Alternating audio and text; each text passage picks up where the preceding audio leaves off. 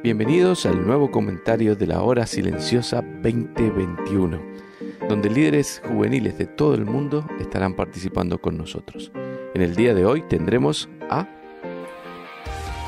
Hola mis queridos, qué privilegio poder compartir nuevamente juntos este tiempo devocional de la Hora Silenciosa. Te habla David Rodríguez Migliore desde la Iglesia Bíblica en Buenos Aires, Argentina. El texto de hoy, en el segundo libro de Samuel, capítulo 23, nos lleva a considerar una emotiva vivencia de un hombre muy especial, del cual se dice que vivió conforme al corazón de Dios. Por favor, toma tu Biblia y leamos juntos segundo Samuel, capítulos 23, versículos 1 al 7. Dice así la palabra del Señor. Estas son las palabras postreras de David. Dijo David, hijo de Isaí, dijo aquel varón que fue levantado en alto, el ungido del Dios de Jacob, el dulce cantor de Israel. El Espíritu de Jehová ha hablado por mí, y su palabra ha estado en mi lengua. El Dios de Israel ha dicho, me habló la roca de Israel. Habrá un justo que gobierne entre los hombres, que gobierne en el temor de Dios. Será como la luz de la mañana, como el resplandor del sol en una mañana sin nubes, como la lluvia que hace brotar la hierba de la tierra. No es así mi casa para con Dios. Sin embargo, Él ha hecho conmigo pacto perpetuo, ordenado en todas las cosas y será guardado. Aunque todavía no haga Él florecer toda mi salvación y mi deseo. Mas los impíos serán todos ellos como espinos arrancados, los cuales nadie toma con la mano, sino que el que quiere tocarlos se arma de hierro y de asta de lanza, y son del todo quemados en su lugar. Si te dieran la oportunidad de dejar por escrito un legado, unas últimas palabras por las que quisieras ser recordado, ¿qué escribirías? Bueno, este pasaje es justamente eso, las palabras postreras del rey David. Pero no pienses que son las reflexiones de un anciano en su lecho de muerte. No es eso, pero sí fue su último escrito, su legado, el último poema que se agrega a una invaluable colección de salmos que tenemos en nuestra Biblia. Adam Clarke, el teólogo irlandés, lo dice de esta forma. Supongo que esta estaba destinada a ser la última composición poética. Tal vez haya hablado muchas palabras después de estas en prosa, pero ninguna en verso. John Trapp, el célebre escritor británico, también agrega, este breve salmo es un hermoso cántico de sabiduría de David al final de su vida, donde él, en pocas palabras, pero lleno de contenido, reconoce los beneficios de Dios, confiesa sus pecados, profesa su fe, se consuela en el pacto y denuncia la destrucción de los incrédulos. ¿Cuánto en tan poco? Pero comencemos viendo cómo se presenta David a sí mismo. Él podría haber dicho el valiente guerrero que mató a Goliat, pero prefirió un perfil bajo y solo decir que era un hijo de Isaí, un humilde granjero en una pequeña familia en un remoto y alejado pueblo llamado Belén. Pudo presentarse como el poderoso rey de Israel, que en los días de David se había convertido en una potencia, pero dijo el que fue exaltado por Dios, entendiendo que todo lo que había logrado no había sido por sus méritos, sino por la gracia de Dios para con él. También pudo haber dicho sin mentir el sabio compositor de cientos de salmos, pero solo dijo de sí mismo el dulce cantor de Israel. Muchos viven creándose una reputación, aparentando lo que no son ni nunca llegarán a ser como si eso tuviera algún valor.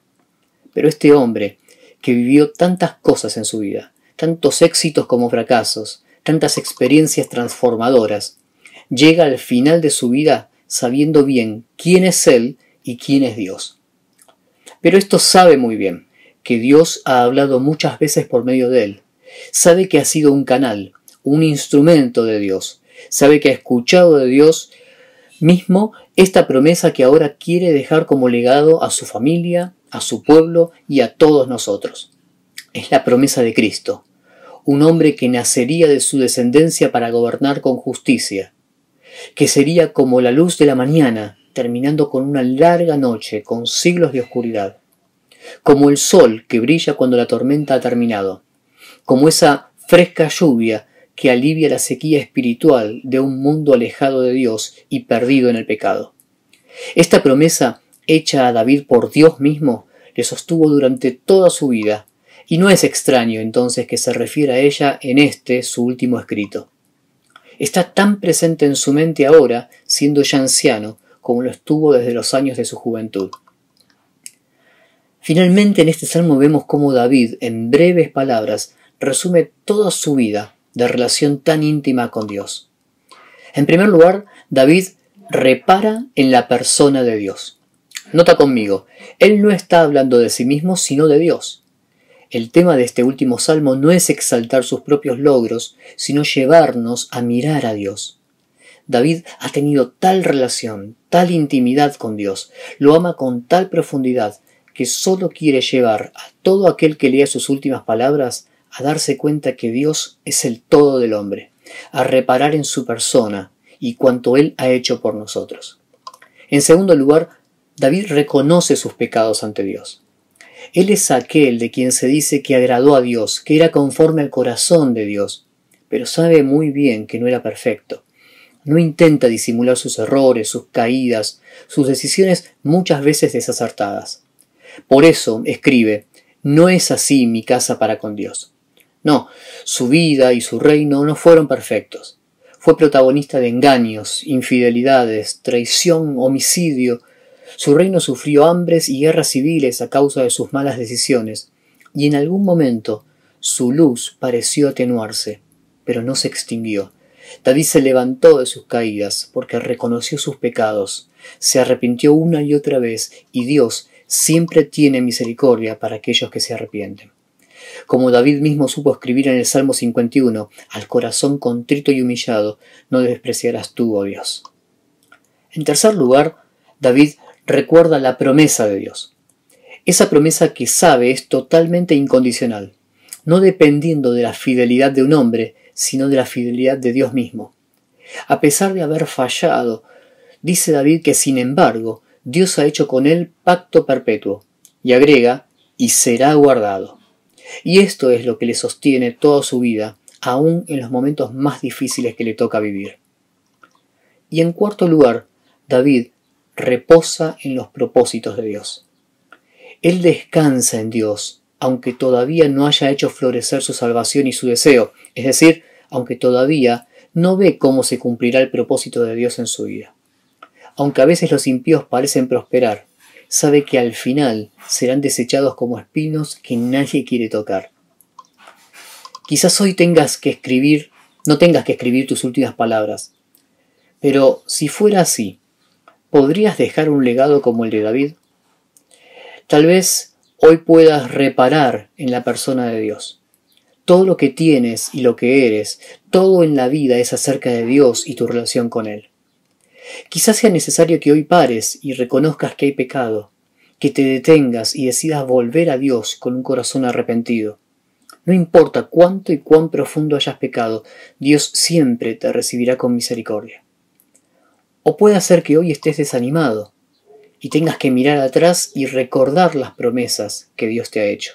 Promesas que se van a cumplir incluso a pesar de si crees o no en ellas. Tal como lo dijo Pablo a Timoteo, si fuéramos infieles, Dios permanece fiel. Dios no puede negarse a sí mismo. Y seguramente hoy puedas reposar en el propósito de Dios para tu vida, descansar en los planes que el Señor tiene para ti y ser paciente, esperando que se cumpla en tu vida todo lo que Dios ha dispuesto. Un legado no es algo que escribes cuando eres anciano, sino algo que se escribe a lo largo de toda la vida. Comienza a escribir el tuyo hoy mismo. Y recuerda, este devocional no puede reemplazar tu tiempo personal y a solas con Dios. Búscale cada día en oración y meditando su palabra, y comienza hoy a escribir el legado por el que algún día serás recordado.